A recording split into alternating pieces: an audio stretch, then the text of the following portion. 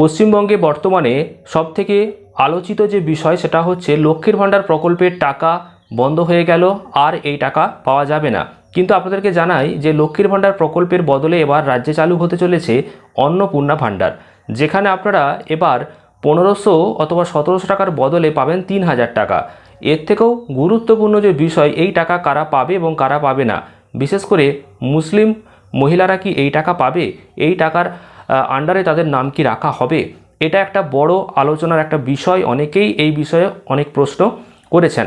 তো আজকের এই ভিডিওতে জানাবো যে অন্নপূর্ণা ভাণ্ডারের টাকা কারা পাবে, এর পাশাপাশি এই টাকা পেতে হলে কি আবার নতুন করে লক্ষ্মীর ভাণ্ডার প্রকল্পের মতো ফর্ম ফিল আপ করতে হবে, আর এই মে মাসে কি টাকা অ্যাকাউন্টে ঢুকবে বা কবে অ্যাকাউন্টে টাকা আসবে, আর 3000 টাকায় কি এই দেওয়া হবে, বা এক্ষেত্রে কি কোনো টাকা কাউকে কম বা কাউকে বেশি দেওয়া হবে। অর্থাৎ রাজ্যের যে সমস্ত মহিলারা লক্ষ্মীর ভাণ্ডার প্রকল্পের টাকা পাচ্ছিলেন, সেক্ষেত্রে আপনারা জানবেন এসসি এসটি এবং জেনারেল ওবিসি এইভাবে দুটো ক্যাটাগরিতে টাকাটা দেওয়া হচ্ছিল।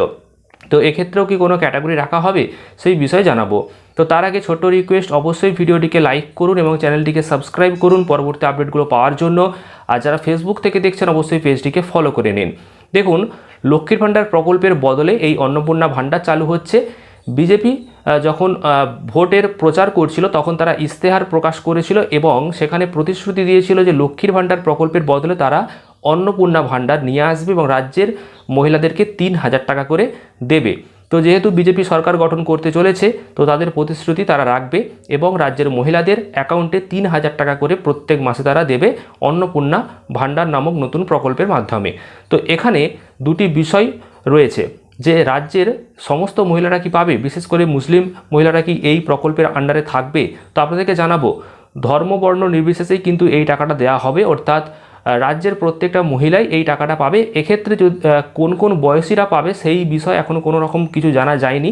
যেমন লক্ষ্মীর ভাণ্ডার প্রকল্পের একটা বয়স ছিল 25 থেকে 60 বছর, তো এক্ষেত্রে অন্নপূর্ণা ভাণ্ডারের ক্ষেত্রে বয়সের যে সময়সীমা সেটা কতদিন কি রাখা হবে সেটা পরবর্তীকালে জানা যাবে। তবে এক্ষেত্রে কোনো ধর্ম দেখা হবে না, সমস্ত ধর্মের মহিলারাই এই টাকাটা পাবে এবং 3000 টাকাই দেওয়া হবে।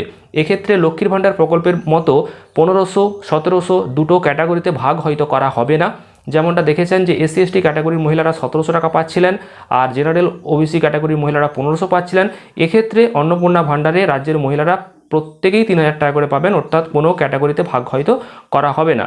তো এই মে মাসে কি টাকা অ্যাকাউন্টে ঢুকবে, এটাও আপনারা অনেকে জানতে চেয়েছেন। তো মে মাসে টাকা অ্যাকাউন্টে ঢোকার সম্ভাবনা খুবই কম, কারণ সরকার গঠন করবে আগামী 25শে বৈশাখ। তারপর যে সমস্ত প্রক্রিয়া রয়েছে সেই প্রক্রিয়াগুলো সম্পন্ন হওয়ার পর এই টাকা ঢুকবে। এবার হয়তো রাজ্য সরকার চাইতে পারে নতুন করে ফর্ম ফিল আপ করে আবার ভেরিফিকেশন করে টাকা দেওয়ার। আর আরেকটা পদ্ধতি রয়েছে, যারা লক্ষ্মীর ভাণ্ডার প্রকল্পে টাকা পাচ্ছে তাদেরকে অটোমেটিক অন্নপূর্ণা ভাণ্ডারের আন্ডারে নিয়ে যেয়ে তাদেরকে প্রত্যেক মাসে মাসে 3000 টাকা করে দেবে। তো এখন কোন প্রক্রিয়ার মধ্য দিয়ে রাজ্য সরকার যাবে সেটা পরবর্তীকালে জানা যাবে। তবে সবথেকে গুরুত্বপূর্ণ যে প্রশ্নটা ছিল প্রত্যেকের, যে রাজ্যের মুসলিম মহিলারা এই প্রকল্পের সুবিধা পাবেন কিনা, সেক্ষেত্রে জানাবো সকলেই এই টাকাটা অ্যাকাউন্টে পেয়ে যাবে।